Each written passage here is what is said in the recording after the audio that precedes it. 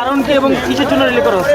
পৃথক রাজ্য ত্রিপুরাল্যান্ড দাবি দিবস প্রত্যেক 23 আগস্ট, সেটা আমরা প্রত্যেক বছরে আমাদের এই দলের আইপিএফটির স্বর্গীয় এনসি দেববর্মা 2009 থেকে শুরু করেছিলেন এবং আজকেও আমাদের দল সেটাকে মান্যতা দিয়ে আমাদের কোর ডিমান্ড সেটাকে আমরা ভারত সরকারের কাছে আমাদের আওয়াজ পৌঁছানোর জন্য আজকে আমরা প্রত্যেক বছরের মতো এই বছরেও আমরা আয়োজন করছি 23 আগস্ট ত্রিপুরাল্যান্ড দাবি দিবস হিসাবে। এই ত্রিপুরাল্যান্ডের দাবি এর আগে আপনারা তুলেছেন। 18তে আপনারা সরকারে যখন অ্যালায়েন্সে এসেছেন তখন আপনারা কলকাতা ছিলেন, তখন আপনাদের প্রধানমন্ত্রী এবং অমিত শাহের সাথে দেখা হয়েছে।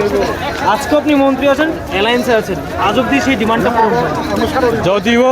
যদিও আমাদের সেটা পলিটিক্যালি সেটা আমাদের আন্ডারস্ট্যান্ডিং, আমরা সরকারে আছে বলে আমাদের দাবিকে ভারত সরকারের কাছে পৌঁছানোর জন্য তো আমরা আজকে অ্যালায়েন্সে হয়েছি যে আমরা সরকারে আসে বলে আমরা আমাদের কোর ডিমান্ডকে আমরা ছেড়ে দেব নাকি। আমাদের কোর ডিমান্ড সেটা অবশ্যই থাকবে, দলের কোর ডিমান্ড সেটা অবশ্যই থাকবে, সেটা ভারত সরকারের কাছে সেটা আমরা অনুমোদন পাওয়ার জন্য আমাদের আওয়াজ কন্টিনিউ থাকবে।